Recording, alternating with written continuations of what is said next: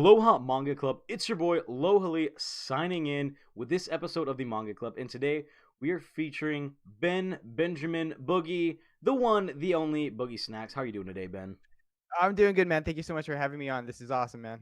It is my pleasure to get you here. Now, for those of you that don't know, Ben has been a creator on YouTube for a while now. He's had two separate channels, I believe, at the very least that I could find through my research. But he's been creating manga related content for about under 9 months. Just under 50, actually just over 51, 52 videos as of right now, Yeah. recording this. And it's so exciting to see. Ben, you bring such high quality visual, high quality audio, and a really unique perspective to the manga community. So give everyone a quick introduction to yourself if they haven't heard about you yet. Sure. Well, first of all, thank you. Not a problem. That's an awesome compliment. Yeah. Hi, everyone. My name is Boogie Snacks. You guys can call me Ben if you'd like.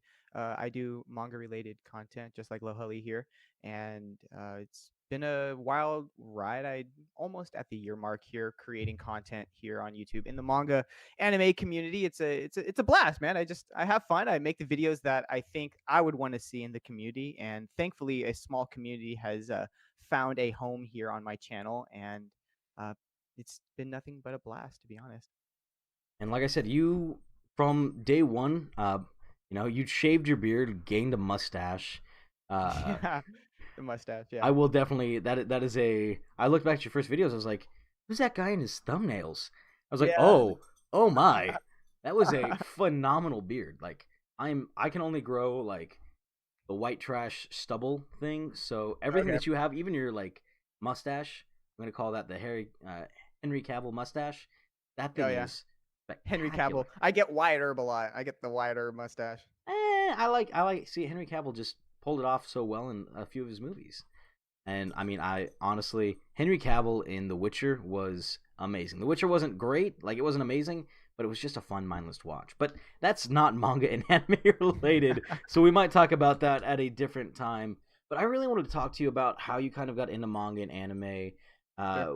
where you think you are wanting to head as a creator, and where you think the potential of MangaTube as a whole, from especially from somebody who's newer here, where you think we're able to grow and be here in the future. So, what got you into manga and anime? Sure. That's a great question. I get that asked a lot. Okay, so essentially, in the middle of 2019, I started to rekindle a friendship with a friend of mine, and it had been going on a little bit before the middle of 2019, but it really started to pick up in the middle of 2019. And he is a professional audio engineer, and one of his gigs is incredibly well known Anime Expo, right? So he clearly knows a thing or two about anime and manga, I hope so. and I was yeah, you would think so, right? But this is Hollywood, so sometimes it's just the gig. But so he through a series of events, I ended up having I was post op at my house, so it's bedridden for a while, and I was looking for things to entertain myself, and I didn't have manga at that time, so of course you have the TV. And I hit him up, and he was just giving me recommendations. He was like, "Hey, why don't you check out anime?" I was like, "You know what? All right, that's fine. I know people that like anime, so that's fine. I'll do that." So I googled. I think I literally googled like for lack of a better term, like how to anime, like how do I find anime? And Funimation was the first hit on that search, at least from what I remember.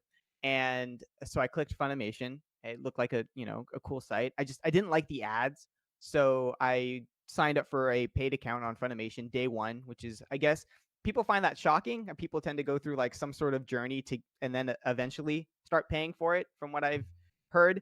But for me, day one, I've never supported like pirating or anything like that, and I loved it. So I started watching Tokyo Ghoul simply just because as I was scrolling, it just looked cool. So I watched the first season of Tokyo Ghoul. I binged it, and I absolutely fell in love with the series.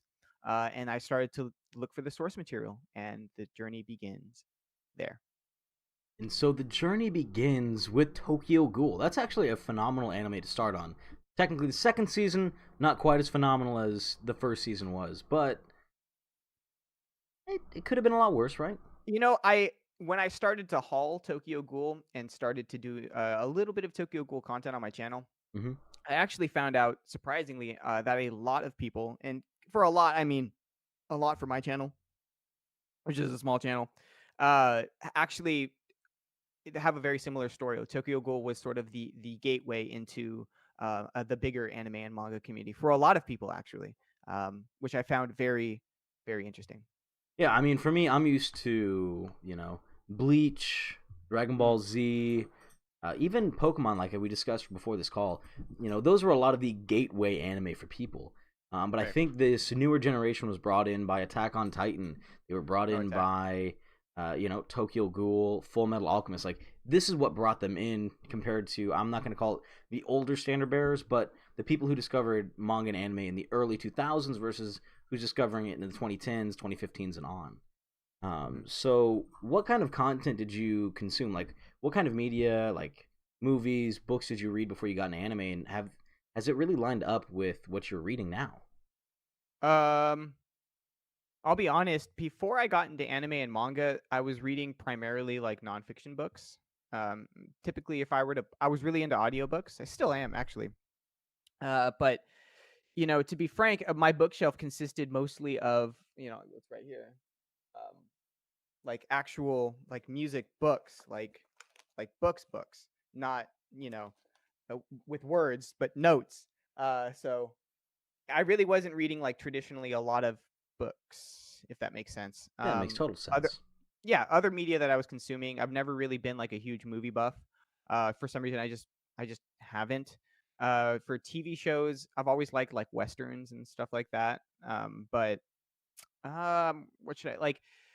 In terms of YouTube, I would follow a lot of like I know this is gonna sound totally corny, but I was like that guy from day one consuming like um at the time when it was new, it was like bottom of the barrel trash YouTube, and now it's blown up into huge stuff, like huge channels. So we're talking like mukbangs, reaction channels, Korean vlogs, like you name it. I was just like consuming all of it, and I loved it. And so, I was one of the first people I know actually that had like a YouTube Premium account. And I'm all that's always like my most unpopular opinion is just like I think YouTube Premium is like so worth it. In fact, it's like the like I get more bang for my buck with YouTube Premium than any other streaming service besides like Spotify that I actually have, or my editing software subscriptions. But like I'm always like yes, since day one, man, I've had it. So Um, as corny as that is, it's the truth, man. I mean, you're actually the first person that I know that isn't a big time YouTuber that says that they have YouTube Premium. This is Really? this is a first for me. I feel very honored right now. Ben, you're my first YouTube Premium guest on here. I feel YouTube great. Premium.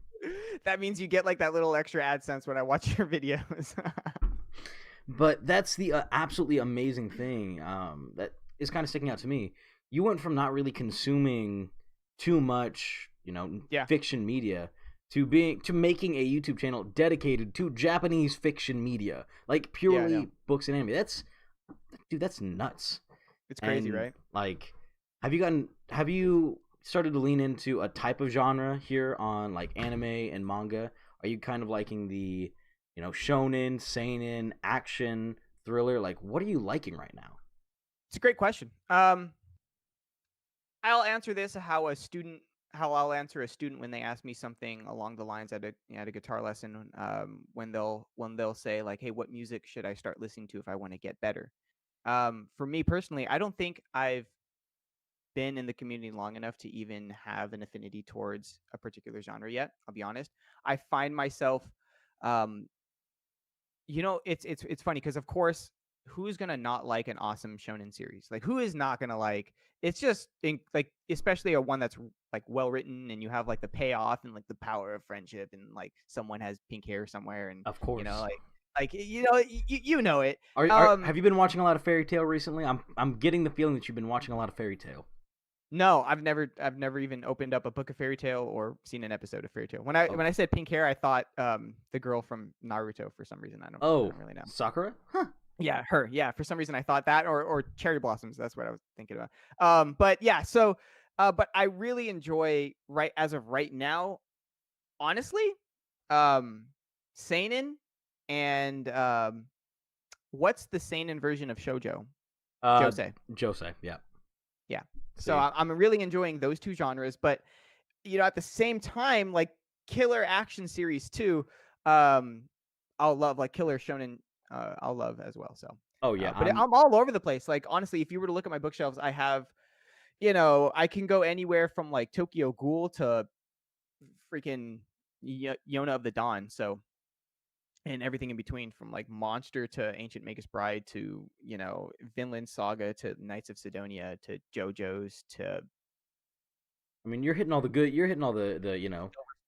8-star up series. I mean, granted, one of those is definitely the best of the whole thing, and I'm not going to say which one it is because it's definitely Monster, because that would be immature and inappropriate to say. Yeah.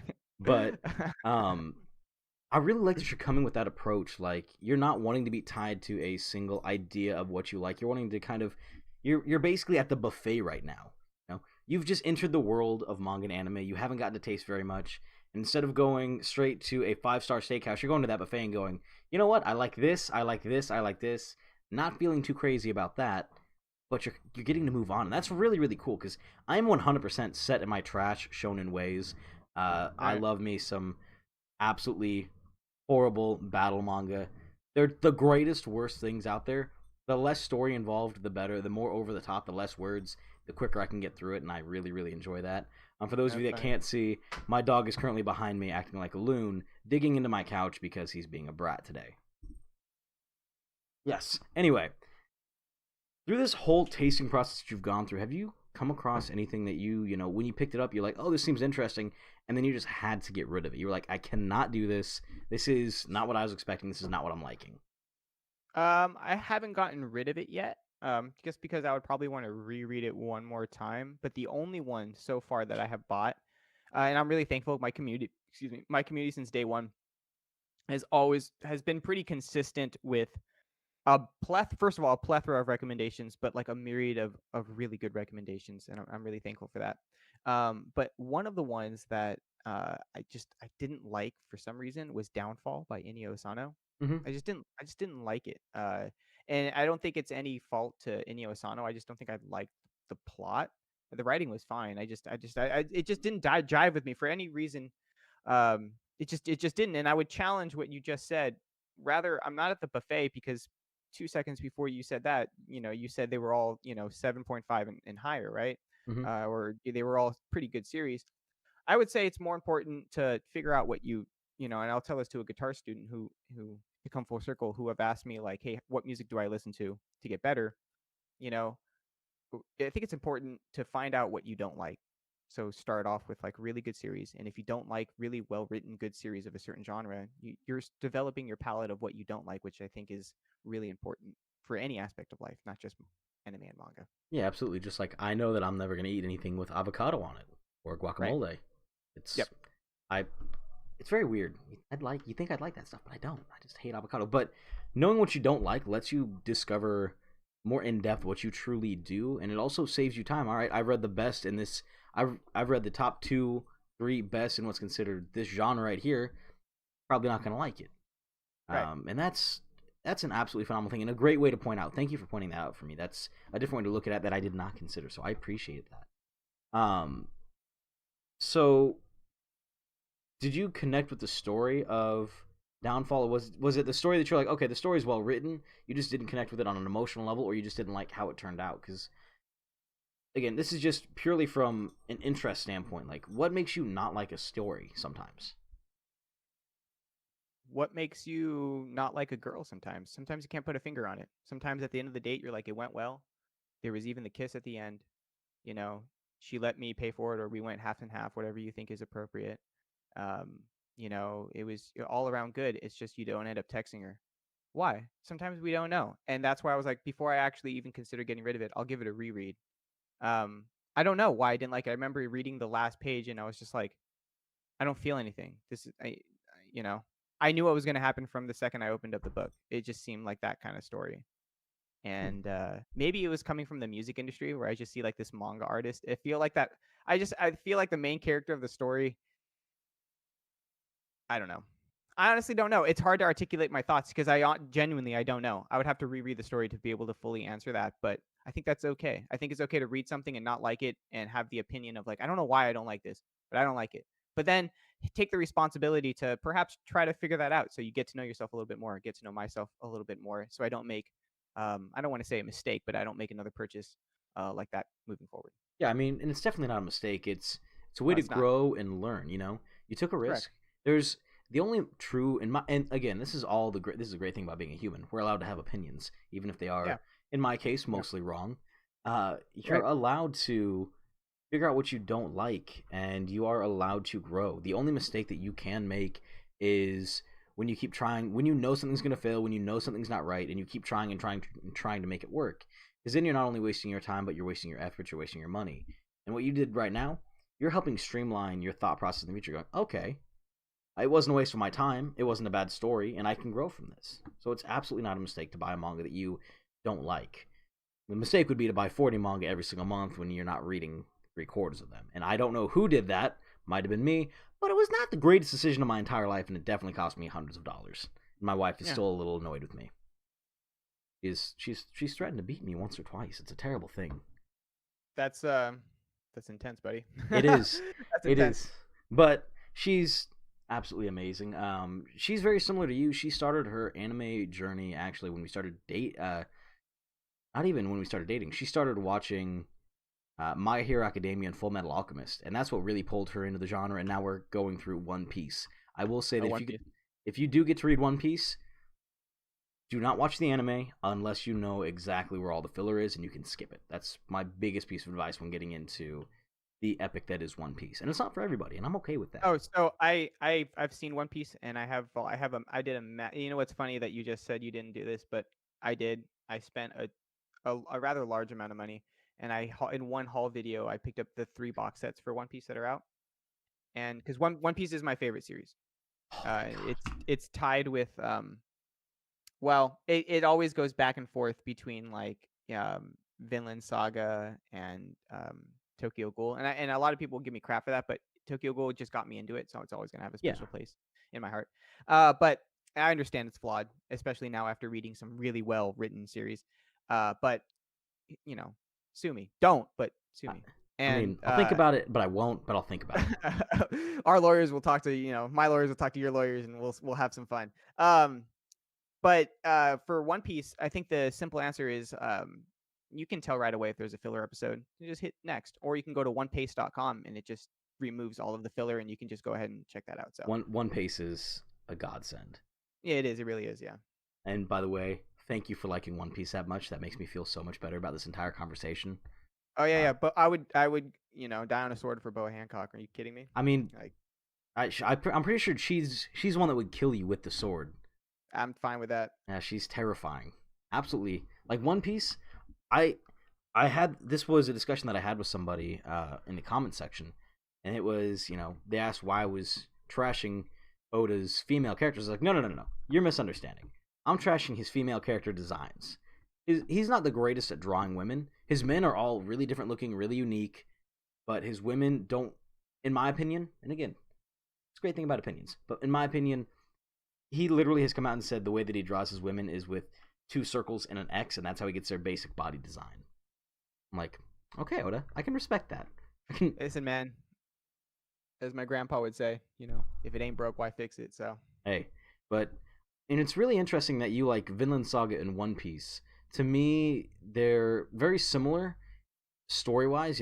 Boats, adventure, a lot of fun, which is weird to say about Vinland Saga, but they're also exceedingly different just on an emotional beat. With everything that goes on in Vinland Saga, especially his background, which was terrifying, heartbreaking, I was about and to say like sad, really it very was sad. Yeah. just like when I originally read that, because it was a series that I did drop for a while. I was like, oh damn, how is he gonna come back from I this? really lost my I don't know if you curse on this podcast, but I You can really just absolutely lost it curse. at the slavery arc, and I was just like, this is just not. This is I fucked. I just mm, dang, You right in the are feels absolutely allowed to curse on here. This is for sure. I it's have a thing where it's like you won't find me really cursing on my channel, so I'm always like, all right, well, I should just behave how I behave on my own channel. and what that's all that you can do. Just be as Exactly. positive, and you got to play by the rules. I let everyone be themselves on here. If you want to show up in a wife beater and a shaved middle part of your head so you look like an old man, you can absolutely do that, and there will be no judgment here. I only say that because once I made a bet with somebody that I would get a higher grade by them at the end of the year in high school, and I ended up losing, and we started cutting my hair, like when I had short hair, started cutting it around, and they cut the middle, and the battery on the razor died, Oh, okay. Yeah, and I had to yeah. walk Of around course. looking like an old man for about 4 hours until we found a new razor, and it was not a fun summer. It was a very miserable summer after that because Yeah, everyone got pictures of it and put it up at high school, and I was like, oh, dude, this is the worst. Thank yeah. God I was like when I graduated high school was like when like smartphones started to become like super popular and everyone was taking pictures of everything that they did. So we Mm, missed a lot of the things that we did because we didn't have those, and thank God. So there would have been some very weird pictures to explain to my children. yeah. I was that I was that kid in high school that I was that kid in high school that like senior year won like best dressed. I was that kind of kid, man. But let's not talk about high school, dude. It was forever ago. It was. We're But very old men. I I don't know. Okay, so here are the two most important questions that I have to ask. Am I shorter than you? I'm How five tall are you? six. I'm five Oh, okay. six. This is I'm like 5'8", but then if I would actually stretch and fix my back, I would hit 5'9". son of a bitch. So not fair. So I'm still the shortest man in MangaTube. So not fair. Flip and I had It's the okay. Whenever I explain my hunch to people, because you go to music school, that's the real reason, right? You just spend forever practicing, oh and you yeah, end up having the musician hunch, right? But I'm always like, my mustache weighs me down, so it's the mustache and the perfectly coiffed hair. yeah. I haven't heard that word in a while. Coiffed hair. Hey, It's funny. I used to have like when I before I started growing out these luscious locks, I would I had that nice high tight fade. Everything was just a little bit shorter here, so I could slick it back, and it was ridiculous. It was way too much Oh, work. dude, this isn't my actual haircut. This is just like all the barbers are still in isolation, so like I just can't, So what are you gonna do? So just slick it back. I mean, no, you just gotta let it ride. You just gotta keep growing it out. This is quarantine hair. You're in California. You're in it for the long haul now. No, Yeah. they're saying that Kansas City will be out of this by May 4th. Like in Sure. less than how many days Yeah. we can I have? I mean, don't know. It's yeah. nuts. It's gonna be interesting. Everyone's gonna be able to get haircuts. I'm still gonna be the shortest, most long-haired guy that I know. It's true. It's very true. Um. So what are some series like? What's your TBR? What's your buy look like? What are you wanting to read next? Well, right now I'm reading Planet Test. I'm slowly working through Planet Test by Makoto Yukimura, the same author of Vinland Saga. It was his first work. So I have the 2-volume omnibuses. They're a lot thicker than I thought they were when They I are ordered them. massive. Like They're massive. they're hefty books. Yeah. And I tend to pride myself on like if I really wanted to, I could burn through, you know, maybe even 2 volumes a night before bed. But there's a lot of dialogue in them, which I absolutely love. I know some people don't like that. They poo-poo on like Hunter x Hunter for having a lot of dialogue. But I think I there's a like that. balance. I think there has to be a balance. Hunter like Planet Test is more of a seinen, so you're expecting that dialogue. Whereas Hunter x Hunter didn't originally have that much dialogue to start with, and he started to Oh, that's transition to interesting. more dialogue. In my at least in my opinion, which is why people are complaining it was something that he didn't used to do, but to help cover for his illness, his injury, he started to write more so it can kind of cover up for his lack of art. What's his name? Togashi. Yep, Yoshihiro. I can never say it's Tagashi. I can never say his first name. Everyone just says Togashi, anyways. Yeah. I mean, for me, the more lore, the more information I get, I'm a huge fan. But I never thought of that perspective. Like, obviously, a seinen would have different expectations as a shonen. So that's interesting. It's I haven't like I heard that said. one It's before. I'm so so the big reason why I kind of got into manga and anime, mainly manga. That was the first thing that I did was because my brain, whenever I read something, it'll move words around, or I'll start rereading the same paragraph over and over and over again. Mild form of dyslexia, which is not as uncommon as people think. But that's the way that my brain would read, and then I would also be paired with overactive. Like if there's too much going on a page, I can't read it. So American comics for me are impossible. Like there's Mm. too much color, there's too much going on, and my mind can't keep up with it. Well, with the manga and anime, with manga, that black and white helps calm everything down, and I can read it a little bit more. And the less word, with the pictures pairing it with the story, my brain is able to read much like that. And as much as I love Monster, as much as Monster's in my top 5 series of all time, I can't read it very often just because of how much dialogue there is, but it's such a well written story. So good. I haven't started it yet, just because I have 5 volumes, and I believe there's 9 in total. So before I start it, from everything that I've heard, it's either in someone's top 5 or like they're just number 1 favorite. So It's I already know I'm gonna want to binge it. So I just pick up the rest of them before I start. That's kind it of where I'm at. for me. If I was gonna start somewhere with Urasawa, it'd either be Monster or Pluto. Pluto Yeah, is, I think, my number one recommendation. If you've never read anything by Urasawa, Pluto is where you start. Then from there you can kind of dive into Monster, and then you move on to 20th Century Boys, and then you finish off with Billy Bat. Now Billy Bat you're never ever gonna get to read because it will probably never ever be translated into English legally. okay. Yeah, and everyone knows, like, not everyone, I'm sorry, but like people on my channel, they'll know if they come over to watch this. Like, I don't read scanlations at any.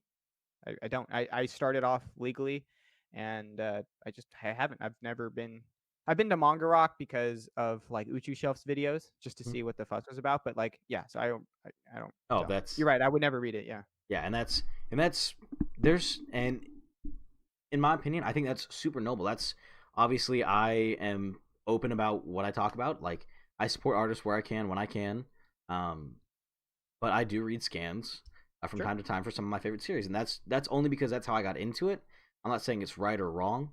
Um, we can argue all day and discuss all day and debate all day as to why reading scans is good or bad, but I really respect the fact that you do not want to read them. That is such a cool thing, and it also gives you a better path to read different manga than some people would normally get to recommend. Like I'd try to recommend Hajime no Ippo to you, but it's not being legally translated into English, so you would never end up reading it. But I That's the can. boxing one, right? Yes, that is absolutely the boxing one. It Yeah, does I've have an heard. I've anime. gotten so many recommendations. You have no idea for that. So many. It's ridiculous. I am the number one shill for Ippo, like hands down on MangaTube. Number one shill. But have you ever heard of Beck? I know that you're still newer. Has anyone Oh yeah, recommended Beck to you? Mongolian Chop Squad. Yeah, yeah. Yes. Okay. It's the best. Yeah, Beck is the best. A lot of people ask me like, "Oh, what character do you see yourself as in an anime or manga?" And like, if I were to wind back the clock further than I would like to admit, I would say that I see myself a lot as Koyuki, a lot. Dude, Beck is So for yeah, people like if you haven't ever done music, like haven't ever played a show, like practiced with a group of friends, written songs, like the emotionality behind Beck is so amazing. Like from just connecting on it from I was a terrible bass player. Like I know I was not the best bass player in the world. I was just able to dress really well and I was highly energetic. And they're like, "You started the band, you get to play bass." And I went, "Yeah, you're not kicking me out yet." And they did. But it's such a good manga. Like it's the great. entire way through. Like I cry every single time that I read it. Like there are certain parts that I get to, and I well up and I cry a little bit, just like I do at the end of season 8 of Scrubs, which I'm man enough to admit I cry at the end of Scrubs. That's funny. I'm man enough to admit I've never seen it, so Scrubs, really yeah. interesting. I'm not like a big TV guy, man. Yeah, I'm not. okay. But thank you for reading. Thank you for having. Did you watch it or have you read it on Oh, Beck? I've never read it. I've only seen it. Yeah. Okay, so thank you for watching Beck because that makes everything else again. One Piece Beck. You're lining up. We're lining up. These are the stars aligning. You're the Romeo to my Juliet. This is I always like amazing. to say, for at least music anime, it's really special to watch it anyways. Like a lot of people, they want me to go read Your Lie in April, which I would do, but I think it would probably be better as because you can enjoy the music, and why not? So Yeah, might as well. and I think Battle Shonen can be read or watched. It doesn't matter. The sound effects help for sure, but I think there's something about a manga centered around music where you have to go and listen to it and watch it because it adds something to the experience. Because you're making up the songs in your head when you're reading it, compared to actually getting to hear them out loud when they're on your screen. Yeah, I totally agree. And like you can argue that like some of like for me, one of my favorite music like anime I can't read legally, at least, which is Kids on the Slope. So it's just not in English yet. So but it's a really good anime. In fact, I'm going to be doing a giveaway on it soon on my channel. But yeah, Is this a faux giveaway announcement where you're announcing a giveaway before you actually announce the giveaway? I've already announced it though. Oh, So see, at least on a stream. this is a double, but that is. I'm glad that you agree with me. Like listening to music anime, watching music anime, I think is almost a requirement. I think it's more important than watching the manga, provided that the anime itself is a good adaptation. Yeah, I agree. It was a huge reason why I got into anime too. Especially in like a lot of the music, especially if you want to be like, I was a gigging guitarist like in LA, auditioning for bands and doing the whole 9 yards. Um, playing at the Gibson showroom in Beverly Hills and, doing stuff. And I remember listening to like the music in anime, not even just like the soundtrack, but like the little riffs and fills just in scenes that happen in general. Really just like, man, keeping like, I don't want to say keeping rock music alive and like stuff like that. No, but like this is like a genre like really heavy in like instrumentation, not even just like programmed music and stuff like that. But like, dude, they have like, it almost sounds like for a lot of these, not only soundtracks, but like music that happens in between the scenes. It's not Foley, it's not sound creation, but it's just like scene music. There's like a dude plugged in with like an electric guitar, or there's like some dude with an acoustic guitar and playing like sweet riffs. Um, and I've even broken down like there's been like some riffs, really simple stuff that you can just like pick out. And I always tell like younger guitar students that are like they like anime and stuff, and then they'll see my shelves of books and they'll like you can't open some of them. Like I don't want you to open up Vinland Saga or anything Inio Asano really. But uh, if you're watching anime, and you're practicing your scales at home, try to pick along with, maybe you won't be able to pick out like the intro music, but the little riffs and the licks that happen in between scenes and transitioning scenes and to show movement or surprise or whatnot, start to learn it. Start to learn that like if there's a mystery, what was that augmented scale that they just played? Can you pick out two notes and what makes it an augmented scale? Or like, did he just play a diminished chord or an arpeggio? Why did he do that? And like those feelings that they're portraying in the story really help convey musical taste to not only a younger student, but just like a student in general, right? A lot of music can be considered you're painting, but with sound. And different shades, different modes, whether we're talking about traditional Western modes, Aeolian, Dorian, Lydian, Phrygian, so on and so forth. Those can be conveyed, and obviously they have the whole Eastern modes that we're not going to get into, but they convey emotions, and anime is very keen to those emotions. And if you pay attention to it, it's like harmonically, I don't want to say harmonically complex, sometimes yes, but like um surprisingly emotionally complex that matches with the music. And I think it's like really inspiring, and that's one reason I got into anime too. I really loved that aspect of it. So when watching an anime, do you kind of start to judge it from the time that the OP comes on, like that opening song when it first comes on? Is that when you start judging an anime? Like, oh man, this opening song was too good, like amazing. This anime is going to be stacked, or like, will the opening put you off? Oh, That's a strange question, no, but definitely not, because there's been like some openings that I haven't liked, and there's been some openings that I absolutely loved, but it doesn't affect the story at all. But for me, it's like the cherry on top. Um, is of course the music, and openings themselves are freaking crazy, insane, level 10, insane. Like I get a lot of crap, and I'll have to re-listen to it a couple times, but I remember listening to Unravel. Tokyo Ghoul is really popular, and Unravel is really popular. But for some reason, I didn't like it, and I always get crap for not liking Unravel. And I'm like, well, I like so that to answer your question, I love the series, but I didn't like Unravel. Now I should probably re-listen to it and maybe even like maybe do a reaction or something on it. That might be fun. But uh, I remember not really liking it, so I'd always skip the intro music. But yeah, so hopefully that answers your question. that does. I mean, because you kind of have this really interesting energy about you. Like, you give off this pure, genuine love of both, you know, music, being a gig guitarist in LA, trying to live out all guitarists' dream of becoming a famous musician. You're teaching kids right now, helping them tie in a love of anime and music, and helping it, culminate in something even bigger than what they're thinking of right now. I think that's something that's unique, really cool, and possibly understated about yourself, is just this pure energy that you have. Thanks, man. I think coming full circle, it's how do I say this? Well, first of all, I would probably consider myself like a failing guitarist because I'm not. I have like a real job now, and it's very difficult. So for those of you that are on that journey, Godspeed, good luck, and I wish you guys nothing but the best. For me, it got to the point where it's like I was tired of having roommates, tired of not having health insurance, tired this and that, this and that, this and that. Where you're just like, okay, there's a certain lifestyle that I wanted to live, but I didn't. Music can't go away. Spent all this time learning how to play. I can't go without playing, or you go crazy. Um, and music, probably much like anime, becomes something that becomes something to an individual that is more along the lines of like a self-identifying trait.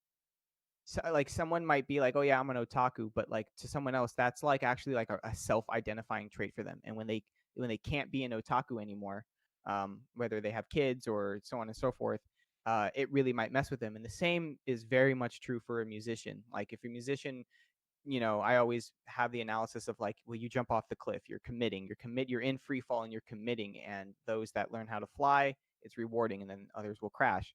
I definitely crashed. There's no way of ignoring that. I definitely have a real job. It's really hard to come to terms with when, you know, you have to admit you're like, okay, well, I'm not earning the lifestyle that I thought that I could with the skills that I had. It's rough. It's really competitive out there. You think it's competitive on YouTube? Come to Hollywood. Come to Hollywood, please. Come to Hollywood. People complaining that they got 100 views on my video. Come to Hollywood, bro. Come to Hollywood, bro.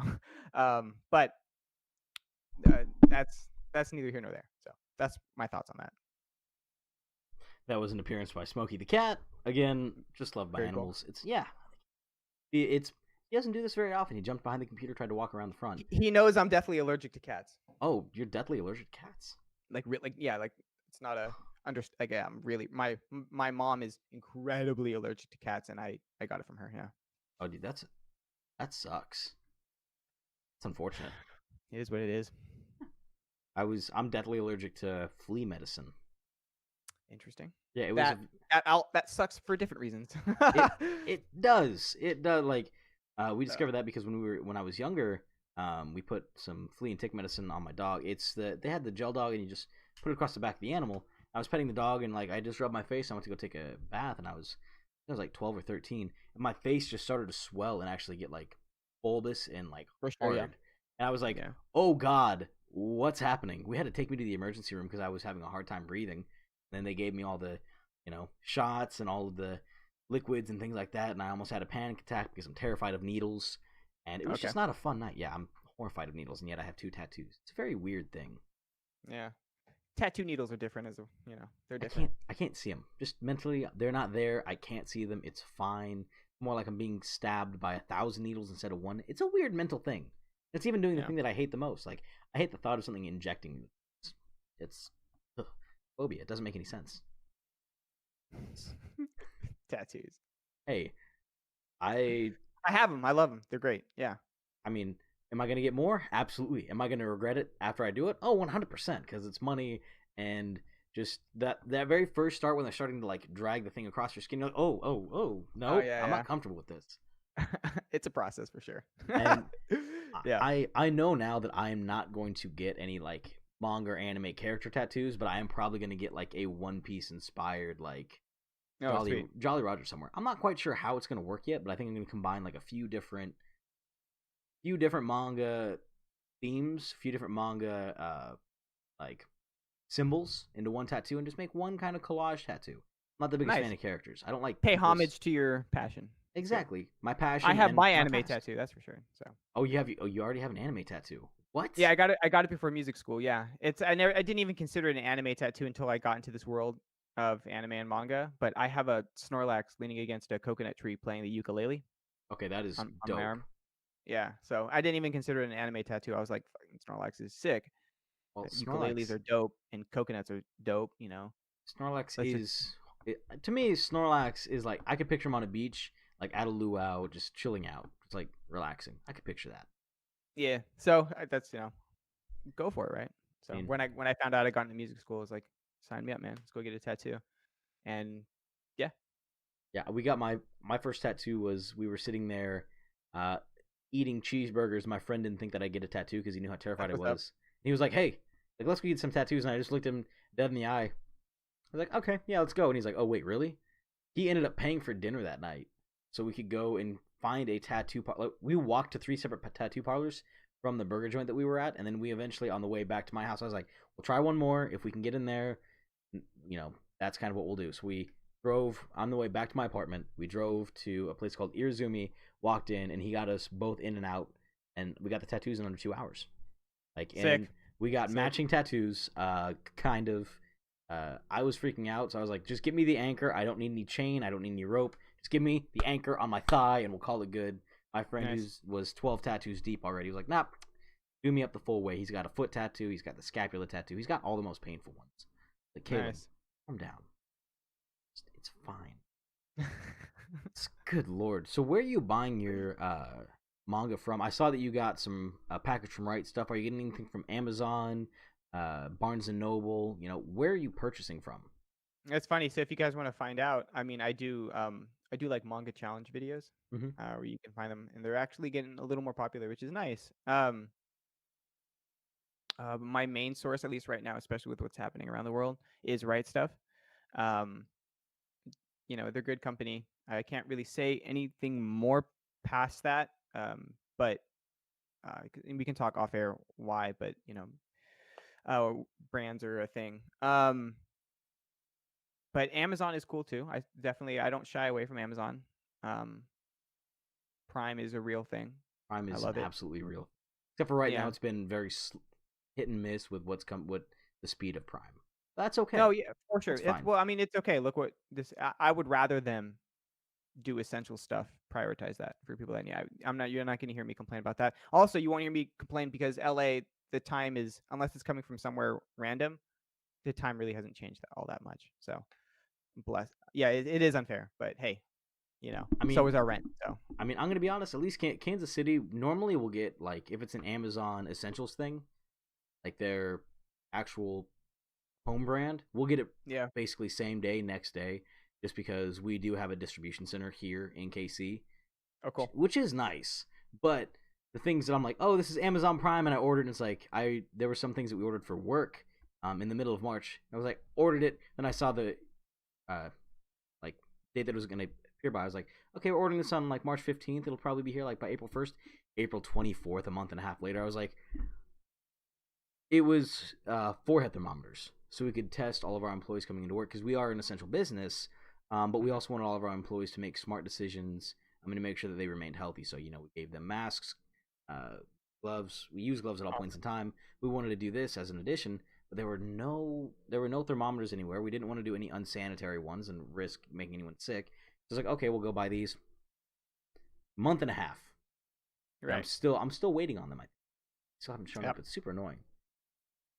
Yeah, the problem is with thermometers is it does nothing, absolutely nothing for like the asymptomatic people, which is like the large volume of what's going on. And but hey, we're not medical professionals, so all that I know is that I like to complain a lot, and that's all that I can do. The only thing that I'm a professional on is being unprofessional. Yeah, there you go. There you go. It's how I live life. So, kind of, what are your next steps for your channel? Like, what are you wanting to do? I've noticed that you've done a bunch of different content, trying different flavors of videos. Again, I use that analogy a lot because I love myself some food, much like I think you do. I think I've seen a few photos of you on Instagram and Twitter making things. Oh yeah, for sure. Definitely a foodie, man. Definitely. But it's hard to be in LA and not be a foodie. Food is essential. Like, I love food. Food is my vice, and I'm very, very picky. Like, I'll eat anything. I will eat anything, but I will also be very harsh on what I eat. Hands down. Like, the only thing that I don't put in my mouth, I don't put in avocado. I don't put in, and I don't do red and green peppers. Like, I don't do bell peppers. I love jalapenos, poblanos, like stuffed pepper, like stuffed jalapenos. Love it all. Like, my go-to like vegetable at night that my wife makes me is shredded onions, shredded sauteed onions, mushrooms, and jalapenos, and I love it to death. I just can't do, like, it's a weird texture thing, and I can't do pears. I also cannot do pears. They're just interesting, very interesting. Other than that, I'll eat anything. Yeah, sushi, love sushi. I've tried my fair share of strange foods, and my go-to is Mexican. I love me a good burrito. Nice, yep. Even though burritos arguably not Mexican, but It, yeah, I get what you're saying. well, I do it. I do it as burritos. Yeah, I do. They're not technically Mexican, but I At don't. this point, they are. I mean, at this point, they are. You They know. are, but I hate them. I hate when they're smothered with things. Like if I can't pick up my burrito with my hands, it's at that point it's an enchilada. It's not a burrito. Like I've had hour-long debates with somebody, and like I work in the food industry, so a lot of my coworkers are Hispanic. I'm like I cannot do salsa. Like I'll pour the salsa in the burrito like while I'm eating it. Like if I'm eating like a street taco, I'll pour it in there while I'm doing it. But I hate it smothering the top because then it's harder for me to pick it up and it gets messy. Like yeah, it's like you're fine with that. I was like a good lengua burrito. Like for those of you that don't know what lengua is, don't look it up. You're probably not gonna like it. But a nice like crispy lengua burrito with some potatoes, cheese, eggs is amazing. It's like my go-to. Sorry, I get distracted Okay. by I get so distracted by food. Anyway, oh god, now I completely forgot the question that I was gonna ask you. Where do you want my channel? Where do I think my channel is gonna Thank you. go? This is why you're here. You're here to help drag the discussion along when I get We'll get lost. we'll get through it, buddy. So I don't know. That's a good question. I get asked this question a lot whenever I go on like on a podcast or some sort of thing like this on the internet. Um, I think I don't know, and I think that's the right attitude to have at this point. All I know is that I like creating content, and that's why I don't go around and saying yes, I'm a part of Manga too, but I don't consider myself like a manga tuber. I am a YouTuber that creates manga content or anime content in this community.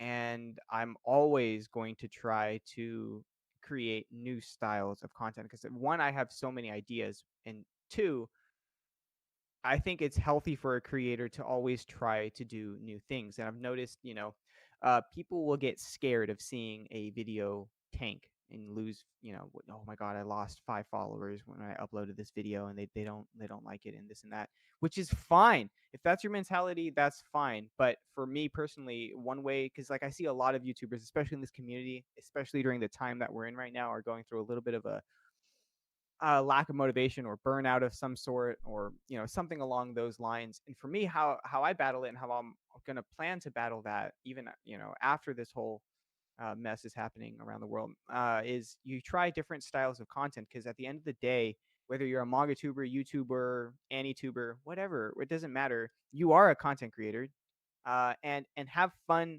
doing that, really. And for me, it is such a joy. I see a lot of people complain about like, oh, the editing now, and like, oh, I gotta make the thumbnail and this and that.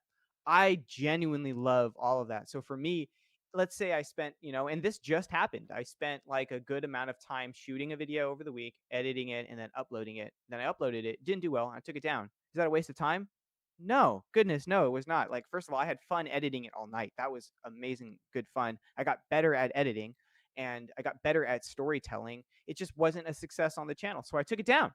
And it's a huge learning experience as well. And there's always something that you can learn from an upload. And I love chipping away and learning like how the algorithm works, how I can get more subscribers in here. And I didn't do it for the subscribers. I have a vlog video that's titled "Thank You," and that's because I didn't expect anyone to watch my content. I really did not expect anyone to watch my content. And the fact that already a decent amount of people for a small community that we're in watch my content, and I actually have a community.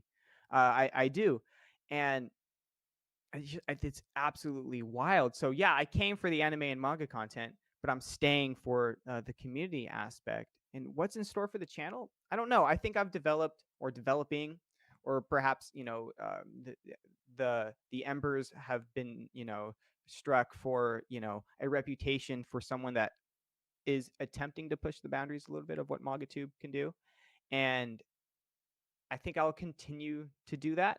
Um, Even though that may be a narcissistic thing to do, it's just, or to say rather, I honestly think that I stay true to my word when I say, and I've always said this, I create the content that I want to see in the community, and I'm just blessed, humbled, grateful, shocked, um, happy, joy. Insert all of the describing words. That people will actually stick around and watch it.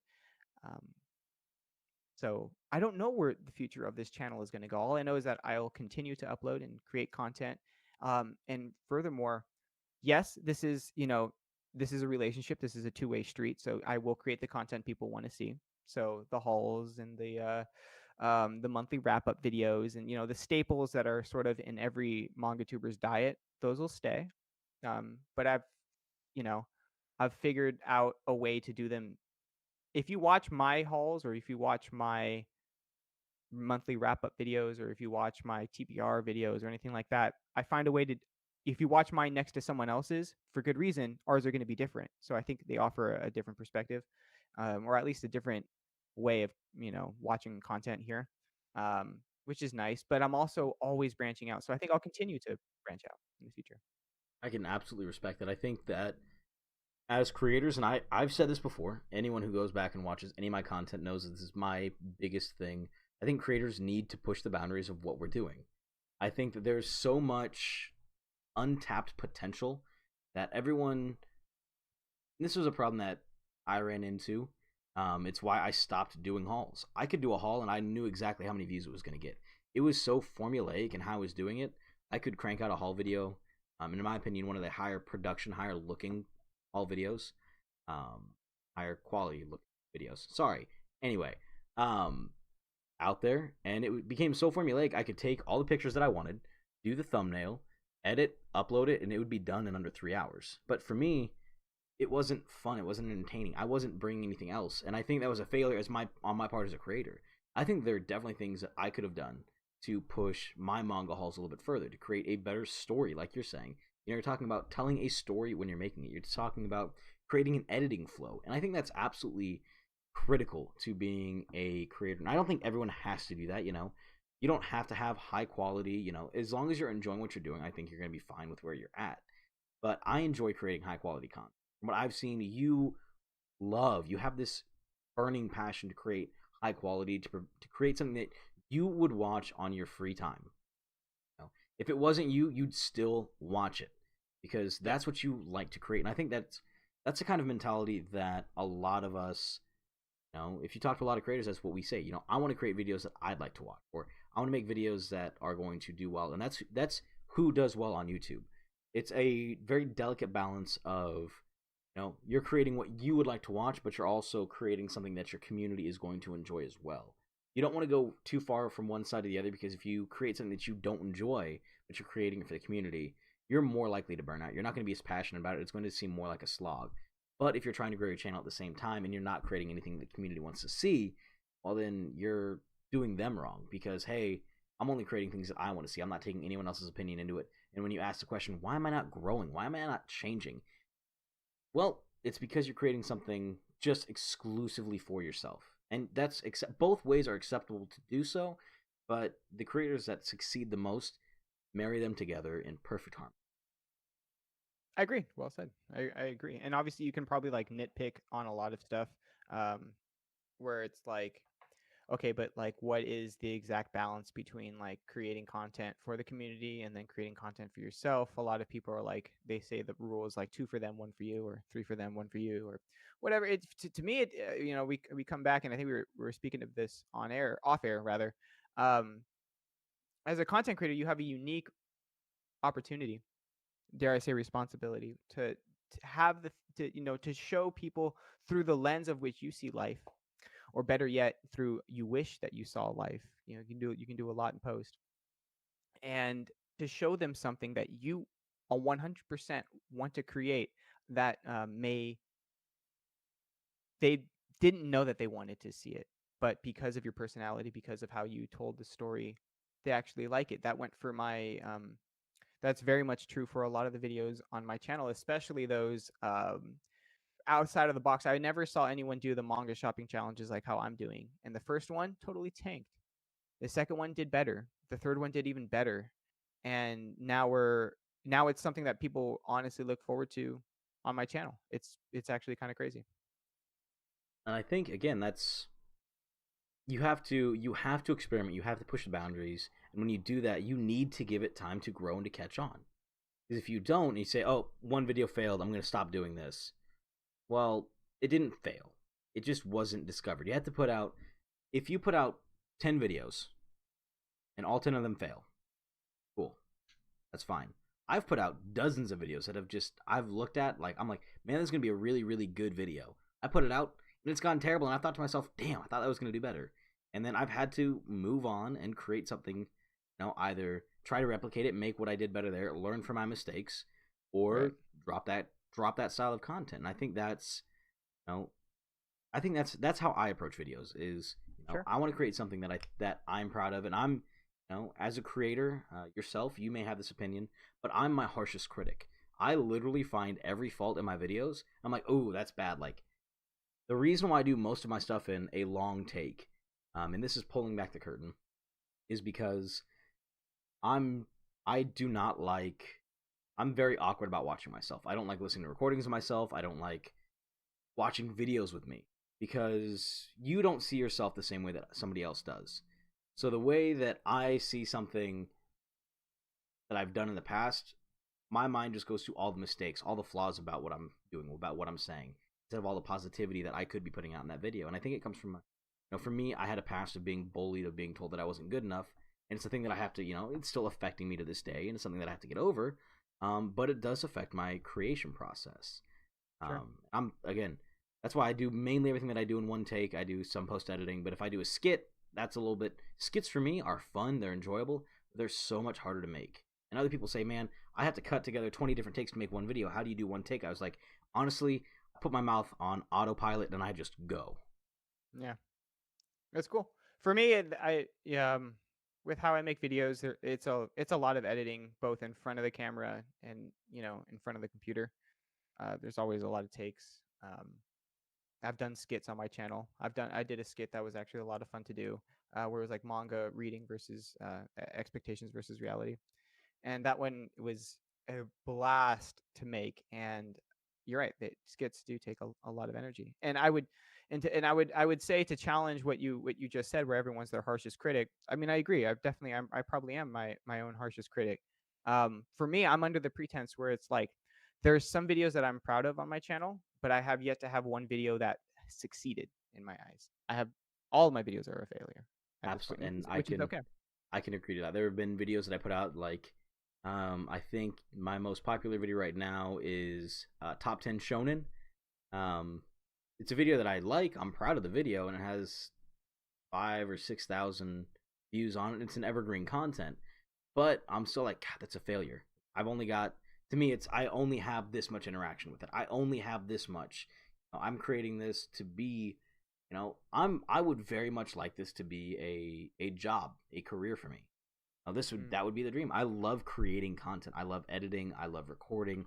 I love every single thing about the process. To me, this is the most fun. Like I've sat here for 8 hours on a Sunday. Like I've gone, worked out for 2.5 hours, came home, showered, recorded, and been up until 11:30 at night, having to get up to work at 5 o'clock in the morning, making stuff between 2 in the afternoon and 11 o'clock at night. And to me, it's just fun. It's enjoyable. I don't get bored doing any of it. right. I definitely agree.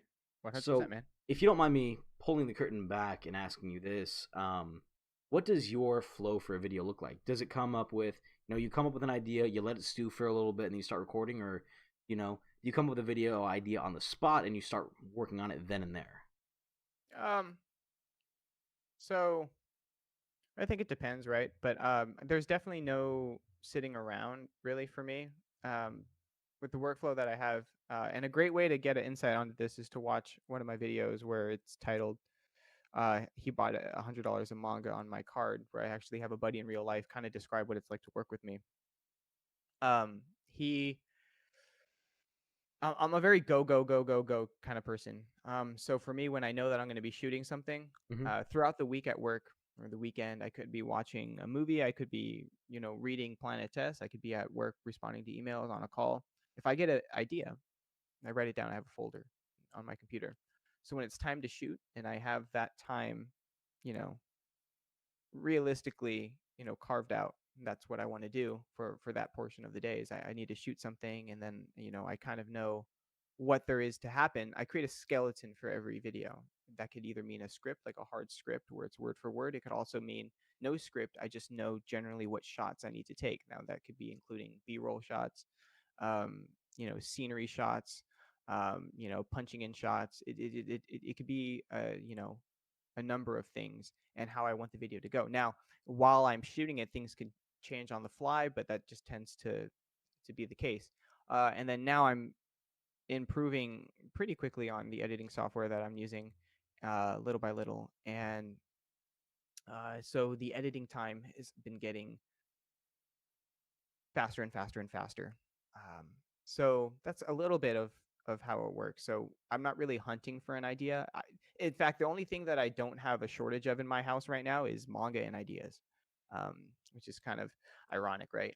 So I have a lot of ideas, a lot, and some of them when I'm writing the the outline for or the script for, I'll kind of realize like, shoot, this is not entertaining. And I think um, there are some people, and not even in the manga and anime community, just like in general, that just do YouTube. And I think that people will watch YouTube reasons for people will watch YouTube videos for a multitude of reasons, but the big three or four that I've seen are one are it's 100% instructional. So the production quality doesn't need to be that high because it's instructional. People will literally watch just like professors' lectures and stuff like that at like 420p or whatever, like they did, but they're watching it for the just informational aspect. So that's good. Some people will, or the audiobooks with just a static picture that get millions of hits, right?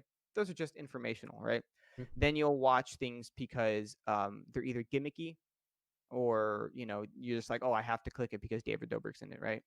And then you might watch something because you're attracted to the person, like you're physically attracted to them, so you're going to want to click on it. And then you're going to watch a video for all the other reasons that other people would watch videos, whether it's like the story, you like how someone creates videos and the content that they're doing within the community, and of course the big reason why everyone will continue to watch someone's videos on the platform is personality, right?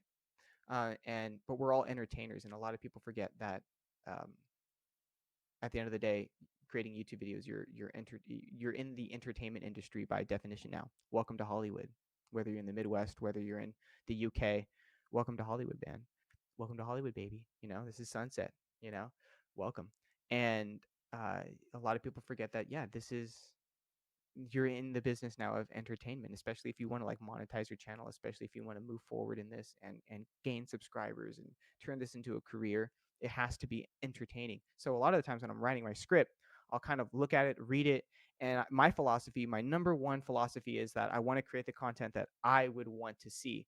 And realistically, you have to be okay with yourself and know yourself well enough to just read a script or to see the image in your mind if you're not a script kind of person or an outline kind of person, and realize and take a step back and be like, either I don't have the capacity, I don't know how to make this entertaining, or this just isn't an entertaining idea. Now you might find it might be the most interesting thing ever, where you do a deep analysis on One Piece and you actually find out through mathematical equations what size shoe Luffy has, and you're like, this is the most interesting thing ever, whatever, right? Or like why Zoro's hair never needs to be cut and it's just like always perfect or whatever, you know what I mean? Like it's you can do the most in-depth analysis on whatever topic and you might think it's the most interesting thing ever, and you put 40 hours into a video and it gets 300 views and you're totally crushed. It's because you didn't have the self-awareness to just realize this just wasn't entertaining, bro. Like, why would someone click on this and continue to watch it?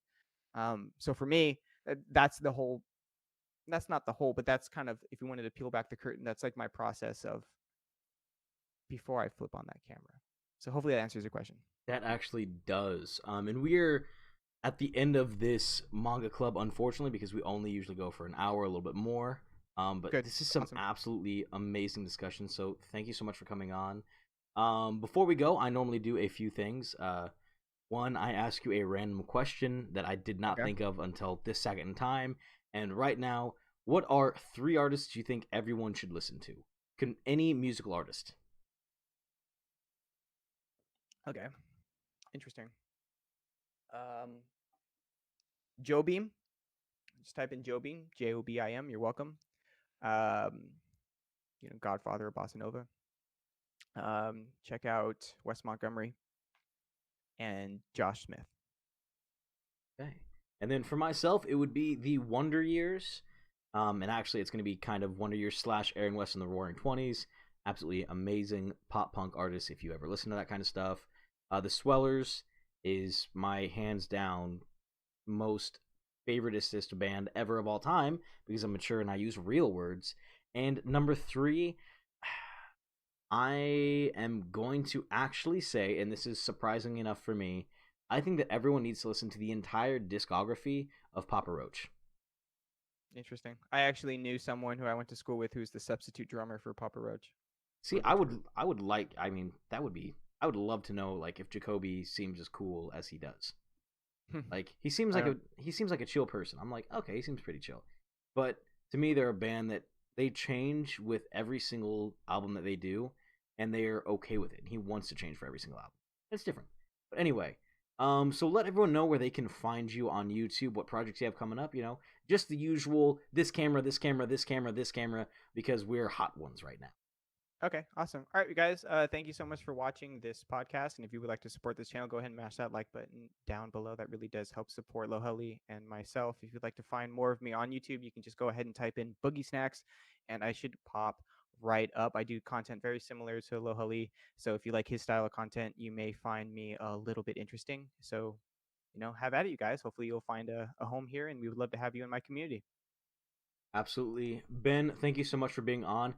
His channel will be linked down in the comments, actually down in the description below. For everyone joining in, thank you so much. And for everyone new and old, welcome and welcome back. It's your boy Lohali, and I will see you next video. Good night, guys.